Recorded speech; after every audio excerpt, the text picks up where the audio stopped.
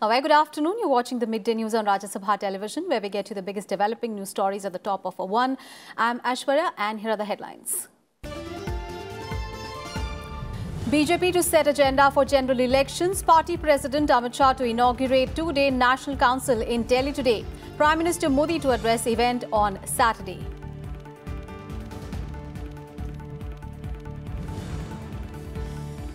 SP and BSP likely to announce alliance and seat sharing for Lok Sabha elections in Uttar Pradesh tomorrow. Akhilesh Yadav and Mayawati to address joint press briefing. BJP says no threat from any grand alliance. RLD part of grouping, but no talks yet on seat sharing.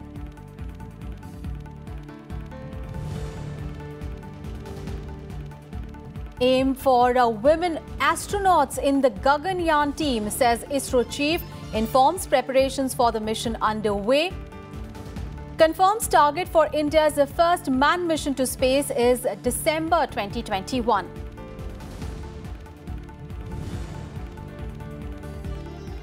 Chief Ministers of 6 states sign agreement for RENUKAJI multipurpose dam project. Aim to meet drinking water needs of Delhi, Haryana, Uttar Pradesh, Uttarakhand, Himachal Pradesh and Rajasthan.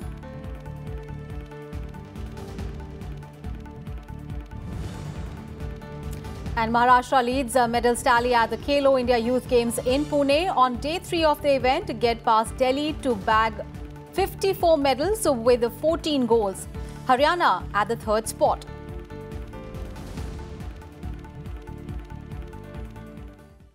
The top story this afternoon, BJP's two-day National Council meet will begin from today in New Delhi to lay the agenda for the general elections. BJP President Amit Shah will inaugurate the event and Prime Minister Narendra Modi is slated to deliver the concluding speech on Saturday. Panchanan Mishra brings us this report. That slogan marks the BJP's campaigning for the upcoming Lok Sabha elections under Prime Minister Narendra Modi's leadership. To finalize the party's strategy, the BJP's National Council meet will be organized in Delhi from 11th to 12th January. The Modi government's outreach to different sections of the society is likely to be a key theme for the two-day meeting. सर्वोच्च body इस नाते मानी जाती है कि कोई भी परिवर्तन अगर कानून का हो सकता है तो उसी में हो सकता है। इस नाते बहुत महत्वपूर्ण होता है और इस बार उसमें जिलाध्यक्ष भी हैं, जिला के महामंत्री भी हैं, प्रदेश कार्य समिति के सदस्यगण भी हैं, तो ये सभी के सभी जो है उसमें रहेंगे और लगभग 10,000 से ऊपर की संख्या रहने वाली है। 2 दिनों के मंथन के बाद जो कार्यक्रम घोषित होंगे उस कार्यक्रमों को सब लोग लेकर के जाएंगे। Chief Ministers of BJP ruled states, MPs, MLAs and district level leaders will attend the mega event that will lay down the agenda for the general elections. कार्यकर्ताओं को चुनावी दृष्टि से एक प्रकार से आह्वान होगा।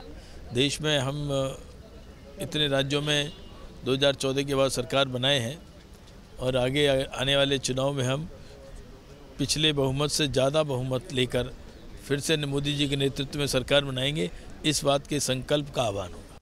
BJP President Amit Shah will inaugurate the event. Prime Minister Narendra Modi is slated to deliver the concluding speech on Saturday. The passage of the bill providing 10% reservation in jobs and education for economically weaker sections in the general category is expected to be discussed and will be used as part of election campaigns. With inputs from Panchanan Mishra, Bureau Report, Rajya Sabha TV.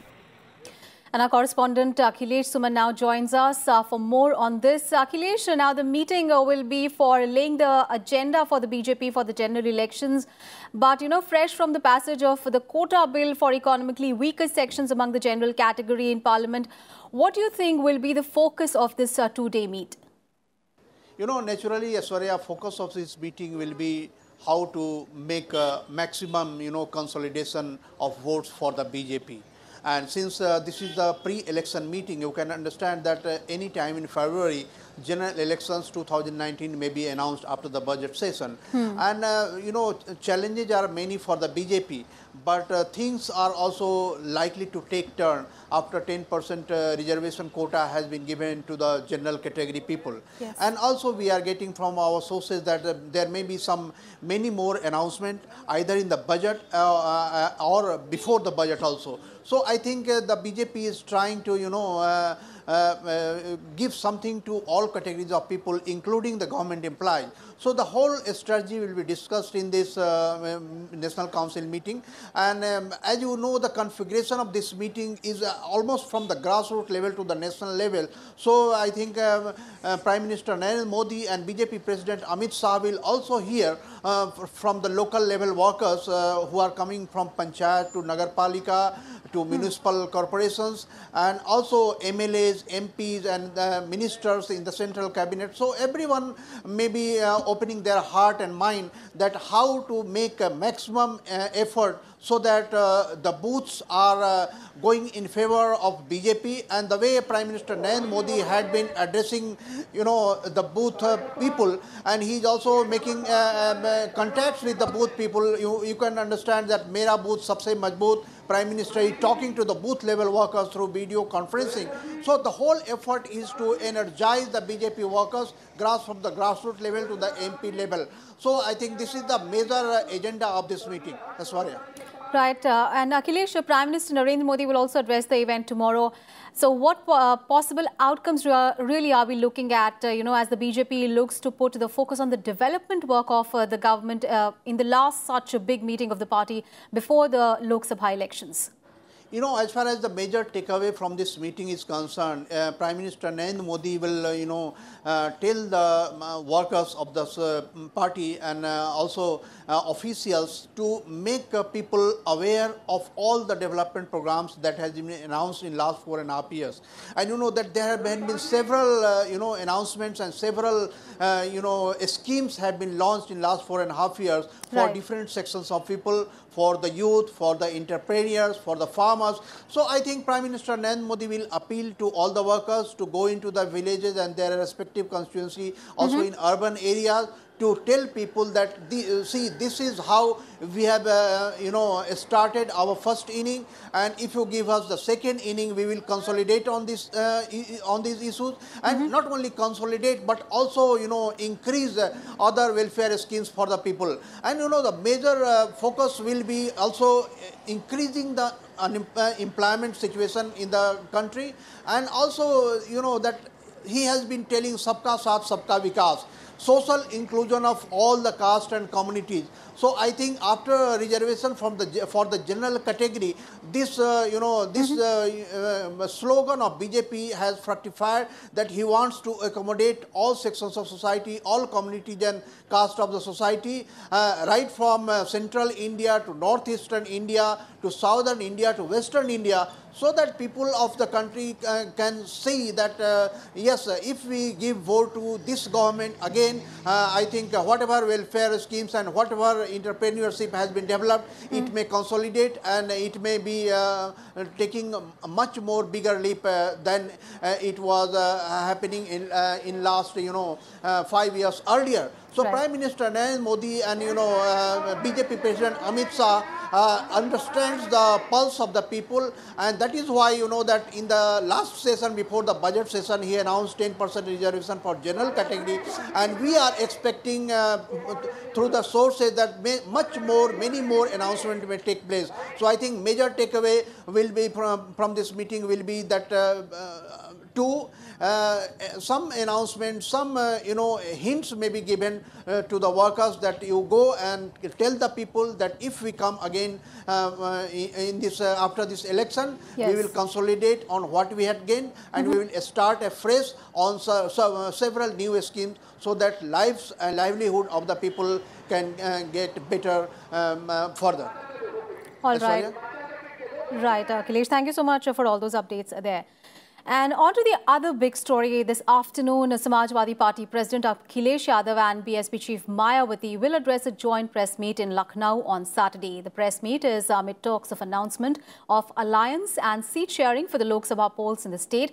The top leadership of both the parties had met in New Delhi recently to discuss broad parameters of an alliance to take on the BJP unitedly in the Lok Sabha elections. The Congress is not a part of the grand alliance in the state as yet.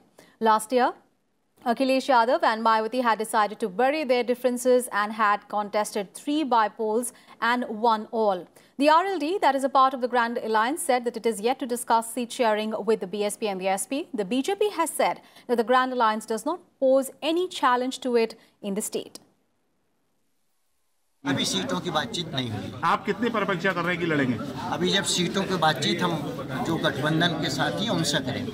अगर 2 seat मिलती है तो क्या कौन सी seat रहेगी? जब सीटों की गठबंधन की बात होगी तब ये बात होगी।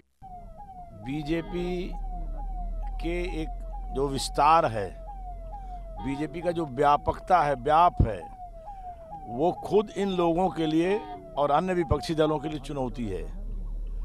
और उस चुनौती के चलते ये बहुत ही विपरीत ध्रुवों के दल, जिनका कभी सपने में भी नमस्कार दुआ सलाम 25-26 सालों से नहीं हो रहा था, वो मिल रहे हैं अपने अस्तित्व की रक्षा के लिए। और बीजेपी काम कर रही है प्रदेश की, देश की जनता की बेहतरी के लिए। आज हम उनके लिए चुनौती हैं, वो हमारे लिए आज भी कोई गंभीर चुनौती नहीं है।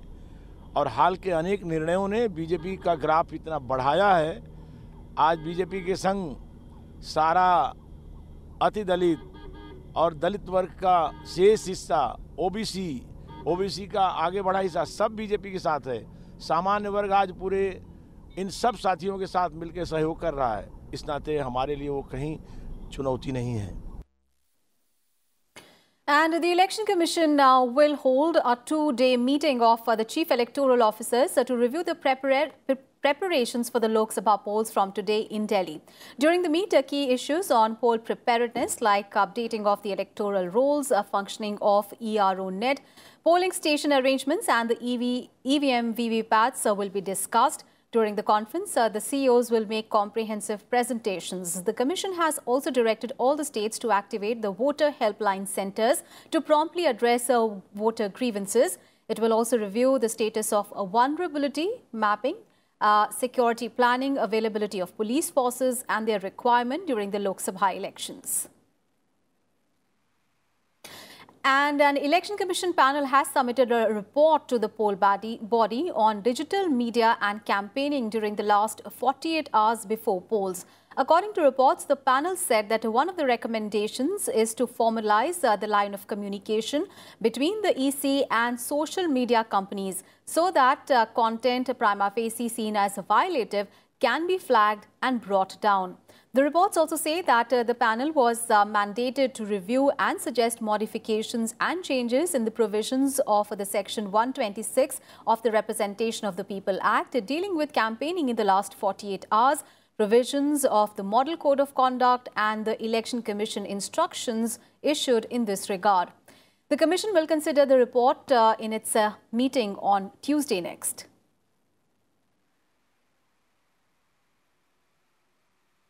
And the Union Cabinet has approved the reissuance of an ordinance making the practice of instant triple talaq a criminal offence. According to sources, the Cabinet approved reissuance of the ordinance to improve ease of doing business, declog the NCLT and prescribe strong action against non-compliant companies. The Cabinet also approved a reissuance of an ordinance to allow a committee to run the Medical Council of India.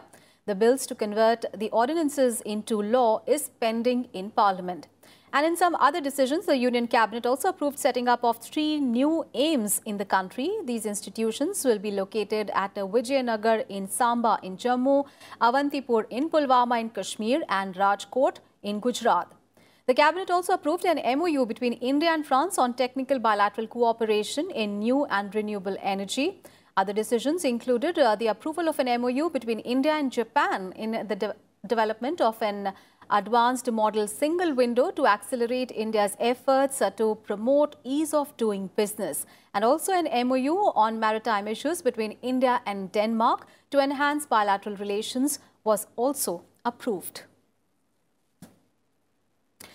And the 32nd GST Council meet chaired by Finance Minister Arun Jaitley ended in the national capital on Thursday. In a significant move, the Council expanded the composition scheme for the MSMEs and increased the GST exemption limit to 40 lakh.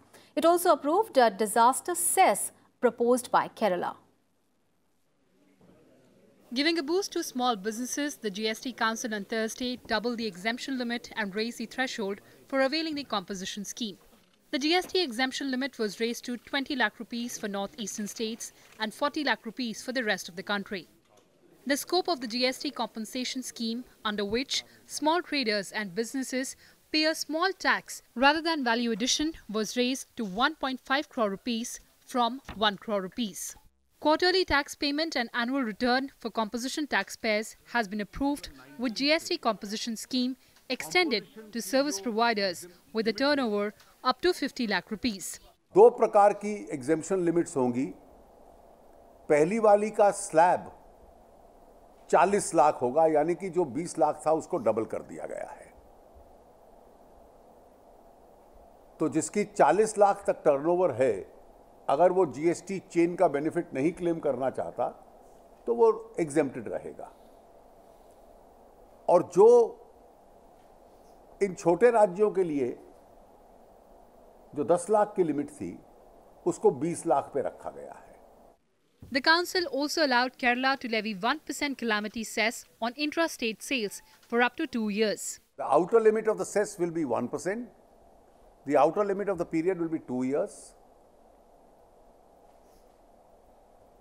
And this is as a part of there is already a provision in the GST law that the council can permit some states to make a levy on such terms and conditions and for such period in order to cope up with natural disasters. 2 separate groups of ministers were also set up for the decision on GST on real estate and lottery tickets. Kriti Mishra, Rajya Sabha TV. And reacting to the GST decision, Prime Minister Narendra Modi said that it will greatly help MSMEs, traders and the service sector. He added that the government is committed to a simple and people-friendly GST. He termed the decisions as commendable.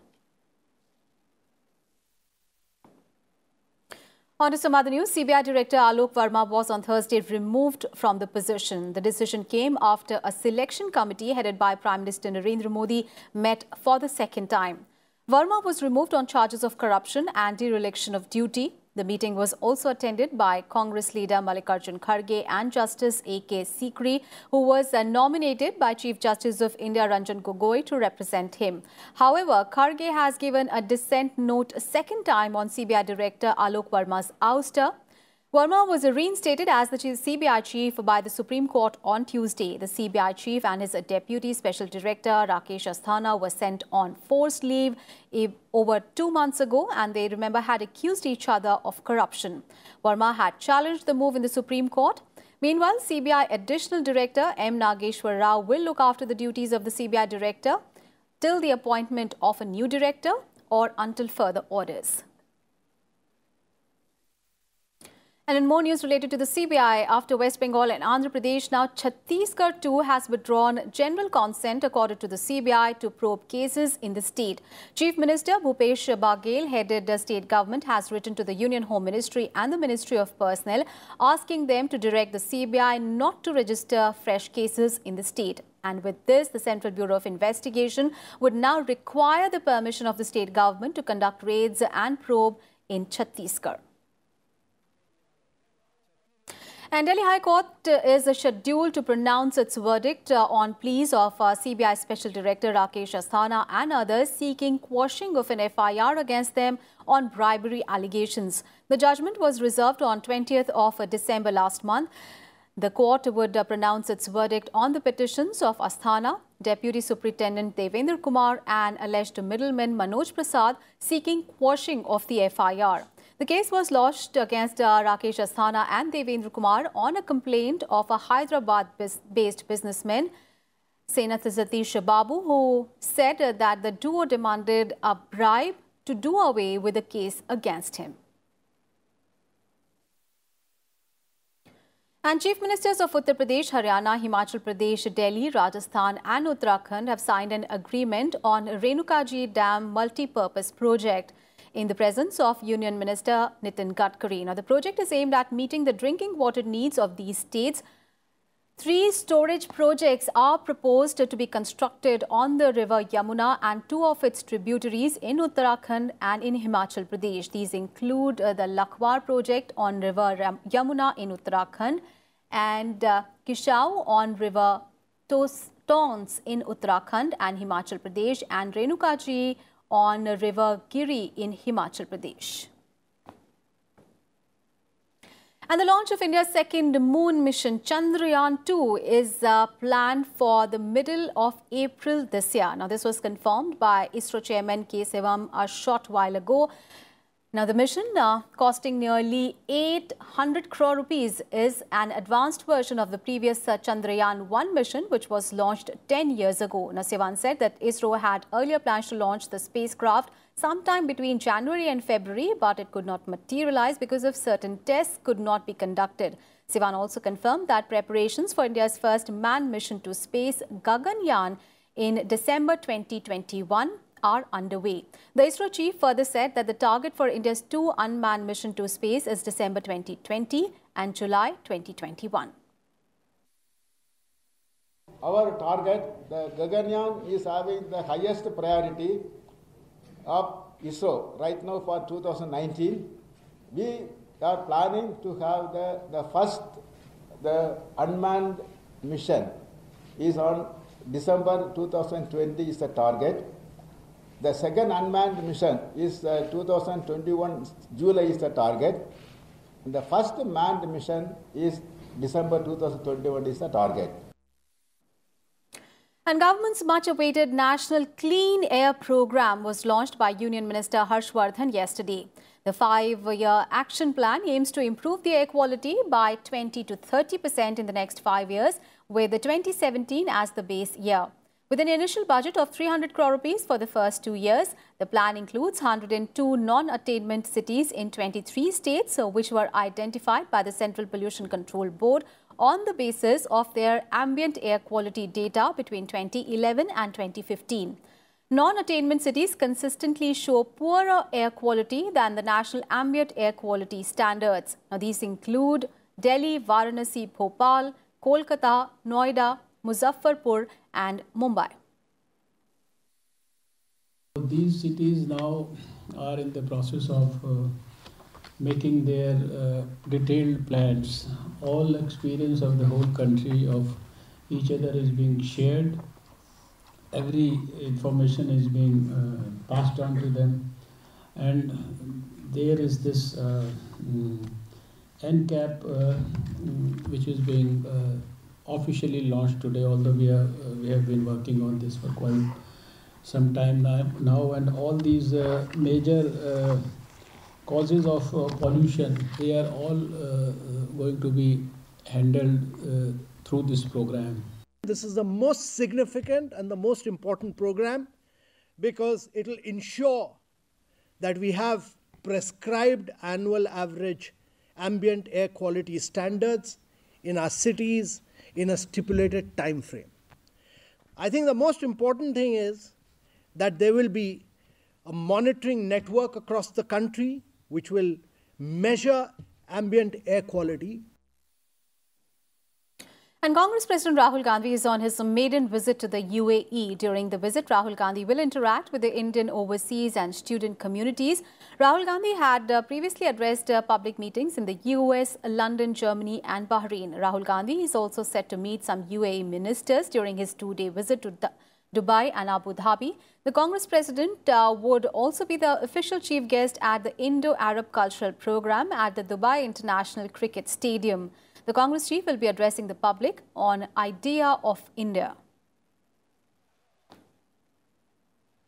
A top international focus, the US President Donald Trump on Thursday cancelled his upcoming trip to the annual international conference at Davos, blaming the ongoing row in Washington over building wall on the border with Mexico. Donald Trump announced the decision in a tweet saying that I'm respectfully cancelling my very important trip to Davos in Switzerland for the World Economic Forum. The announcement comes as the partial shutdown hits its 20th day with no resolution in sight. Donald Trump has blamed the opposition Democrats' intransigence over its demand for $5.7 billion to extend a border wall with Mexico. Now, swathes of the U.S. government are temporarily closed, leaving more than 8 lakh employees without pay. Donald Trump had been due to make a brief appearance at the annual Davos get-together, which runs between 21st to 25th of January. However, Treasury Secretary Steve Mnuchin and other cabinet members are still scheduled to attend the World Economic Forum, which attracts the business and political elite. And sports news now. Maharashtra moved ahead of Delhi in the medals tally of the ongoing Khelo India Youth Games 2019. Maharashtra's Arya Kriplani won gold in the under-17 girls swimming 100 meters backstroke final. In the under-21 boys swimming 200 meters freestyle final, Karnataka's Srihari Natraj won the first place after beating Kushagra Rawat of Delhi and Xavier D'Souza of Goa. While in the under-17 girls swimming 200 meters freestyle event, Shivangi Sarma of Delhi clinched the top position. And in the 800-meter freestyle under-17 girls category, Prachi Tokus of Delhi clinched the gold medal after finishing the event in 9 minutes and 5 seconds. And in the under-17 javelin throw final, Kunwar Ajay Rana of Punjab claimed the gold medal with a throw of 75.4 meters. And on day 2, Maharashtra moved ahead of Delhi in the medals tally with 56 medals, including 15 gold, 18 silver and 22 bronze. Delhi slipped to the number 2 spot with 13 golds, while Haryana is at the 3rd spot with 12 gold medals. And with that, we wrap up this edition of Midday News. Thanks for watching.